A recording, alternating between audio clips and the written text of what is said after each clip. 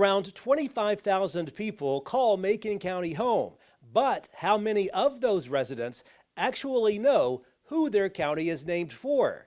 If you don't know, you're about to find out. Who was Macon County, Tennessee named after? Nathaniel Macon, Revolutionary War soldier. And you may say, well, why was Macon County named for Nathaniel Macon, just being a Revolutionary War soldier? I get that information from former county historian Harold Blankenship. And I think perhaps the reason that he was chosen, it wasn't that long after the Revolutionary War, and we had probably 25 Revolutionary veterans buried in our county, which the sentiment would have probably been high, let's name it after our comrade, etc. And we've got Robert Wright, Revolutionary soldier, buried at Brattontown in a crypt-type marker, whose tombstone, the old tombstone, says he served nearly the whole of the war with Generals Washington and Greene. And another connection we have is the fact that Nathaniel's was a second cousin to Martha Dandridge Washington, wife of George Washington. So you have all these ties going on, it's they just wanted to, honor their comrade. Of course, he was born in 1757, I believe you said. You don't know much about his early life, but you do know as he got older, he got married, and then he had a prominent political career as well, I think. Right. Well, I do know that he attended the University of New Jersey at Princeton. I know that much about his education. Okay. He and his brother were educated. His mother decided to educate them because, got to understand, not everybody was given an education, but he went on and furthered his education, which molded him into the man that he became. Okay. And who did he marry? He married Hannah Plummer. And the interesting story about that is Nathaniel and another suitor were both courting her at the same time, and I guess Hannah couldn't make up her mind. So Nathaniel challenged the other suitor to a card game, with the winner getting Hannah as a prize. But he lost the card game, but a quote for that is, he said, "Notwithstanding, I have lost you fairly. Love is superior. To honesty, I cannot give you up." They were married and had 4 children, with the son dying, but she died at age 29. Nathaniel lived to be age 78, but he never remarried, even though he was left a widower at age 32. He was so devoted to her and to her memory.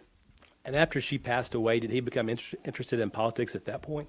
Well, I don't know what the time frame was, but he was definitely interested in politics. He served both in the House of Representatives, serving from 1791 to 1815.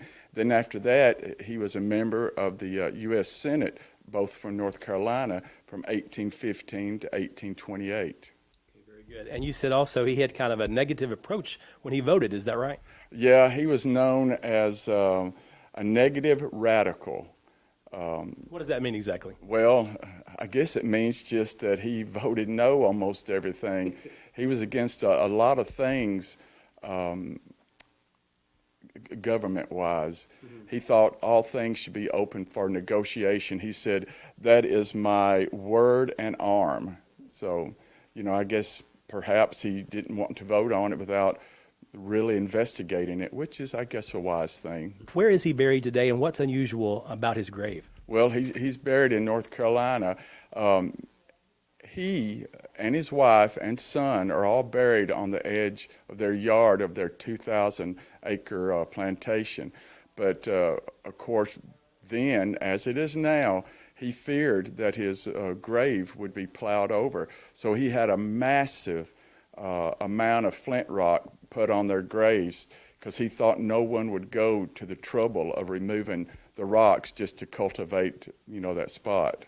And he was right, because it's still there today. Of course, he was very well respected in North Carolina and Macon County, of course, obviously here in Tennessee. But this isn't the only place in our country that is named after Nathaniel Macon, is it? No, there's not. There's 12 places named after Nathaniel Macon, with Macon County being one of them. So I think that's pretty noteworthy that, we have that tie with, such a political figure. There's a famous quote I think you wanted to share with him. Yes, he said, no man should live where he can hear his neighbor's dog bark. And I think that's a good sentiment even for today. What did you learn about him that maybe you didn't know when you did the research? Well, actually, I didn't know a lot about him, only the fact that he was a Revolutionary War soldier.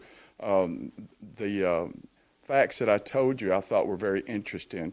I thought it interesting that he was such a naysayer always in his votes, but of course he wasn't always, but a lot of things he did vote on. He was for the Louisiana Purchase, and he wanted also for the area of Florida to be purchased by the U.S.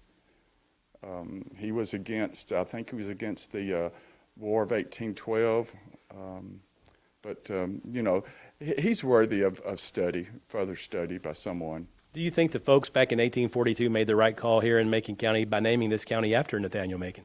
Well, I guess so. It fits now, Of course, we would have gotten used to anything after 175 years.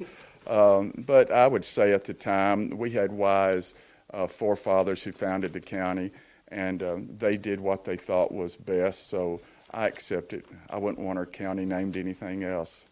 There have been 4 courthouses to serve Macon County residents through the years. Perhaps the most beautiful one burned to the ground in 1932 at the hands of an alleged arsonist. But you can tell from these photographs over the years that this area of the county has always been a vibrant gathering place for local residents. Residents who call a county home, named for an accomplished North Carolinian who made a difference during his nearly 80 years on Earth. Reporting in Lafayette, Barry Hyatt, NCTV.